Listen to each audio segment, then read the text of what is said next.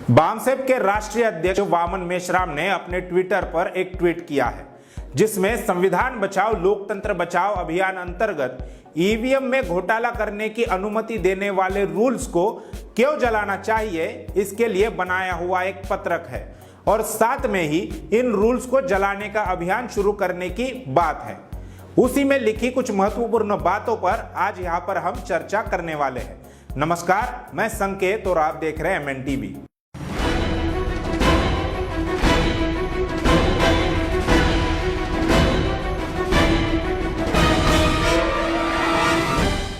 सबसे पहले हम जानने की कोशिश करेंगे कि इन रूल्स को बनाने की पार्श्वभूमि क्या है। चुनाव आयोग ने इन नियमों को क्यों बनाया? 8 अक्टूबर 2013 को सुप्रीम कोर्ट ने सुब्रमण्यम स्वामी की ओर से ईवीएम के विरोध में दाखिल याचिका पर वर्तमान chief justice of India Ranjan Gogoi सहित तत्कालीन चीफ जस्टिस ऑफ इंडिया ने फैसला दिया कि केवल ईवीएम के सहारे मुक्त, निष्पक्ष और पारदर्शी चुनाव नहीं हो सकता। इसके लिए ईवीएम के साथ वीवीपैट मशीन लगाना अनिवार्य होगा और विवादित स्थिति में वीवीपैट से निकलने वाली पर्चियों की गिनती भी करनी होगी। लेकिन चुनाव आयोग ने ऐसा करने के बजाय 2013 के बाद होने वाले चुनावों में वीवीपैट मशीन नहीं लगाई और चालाकी से कुछ नियम बनाए। यह सुप्रीम कोर्ट का अवमान है और चुनाव आयोग ने सभी चुनावों में सभी बूथों पर ईवीएम के साथ वीवीपैट मशीन लगानी चाहिए, ऐसा कहकर साल 2016 को बामसेप के वामन मेश्राम सुप्रीम कोर्ट पहुंच गए। सुप्रीम कोर्ट ने 24 अप्रैल 2017 को वामन मेश्राम के समर्थन में निर्णय दिया और उसके बाद चुनाव आयोग को हर चुनाव में वीवीपैट मशीन लगाना अनिवार्य हो गया। लेकिन चुनाव आयोग ने 8 अक्टूबर 2013 के बाद ही इलेक्शन कंडक्ट रूल 1961 में कुछ बदलाव करके ऐसे नियम बनाए थे जिससे वीवीपैट से निकलने वाली पर्चियों की गिनती की कोई मांग ही ना कर सके। वह रूल है 56C, 56D और 49MA। आपको इन रूल्स को बनाने की पार्श्वभूमि तो अब समझ में आ गई है। अब हम समझने की कोशिश करेंगे कि ये रूल्स आखिर क्या है जिसे बहुजन क्रांति मोर्चा जला रहा है। सबसे पहले हम 56C को समझने की कोशिश करते हैं। इस रूल के मुताबिक केवल वही उम्मीदवार रिकाउंटिंग की मांग कर सकता है जिसे दूसरे नंबर पर वोट पड़े हैं।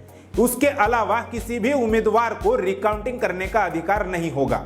यह रूल संविधान के आर्टिकल 13, 14, 15 और 19 का उल्लंघन करता है, जिसके तहत सभी नागरिक समान हैं, जिनके साथ किसी भी तरह का कोई भेदभाव नहीं किया जा सकता। यानी इस रूल से इक्वेलिटी बिफोर लॉ का उल्लंघन होता है। इसलिए यह रूल संविधान विरोधी है और उसे जलाना चाहिए। दूसरा रूल है 56D। इस रूल के मुताबिक जिस बूथ पर विवाद उपस्थित होगा केवल उसी बूथ पर ईवीएम के मतों की दोबारा गिनती होगी, जबकि सुप्रीम कोर्ट ने रिकाउंटिंग यानी वीवीपैट से निकलने वाली पर्चियों के साथ ईवीएम के मतों का मिलान कराने का निर्देश दिया है। कागजी मतपत्रों में यानी बैलेट पेपर में सभी बूथों पर रिकाउंटिंग होती थी।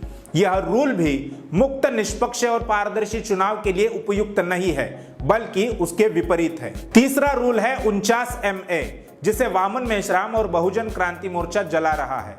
इस रूल में लिखा है कि अगर किसी मतदाता ने मशीन से वोट चोरी होने की शिकायत की और दोबारा टेस्ट वोट देने पर ऐसा नहीं पाया गया तो उस शिकायतकर्ता को 6 महीने की जेल होगी और साथ में जुर्माना भी भरना होगा। यह मतदाताओं का चुनाव प्रक्रिया पर विश्वास बढ़ाने के बजाय उन्हें डरा धमकाकर उनके मतों की चोरी करने का मामला है।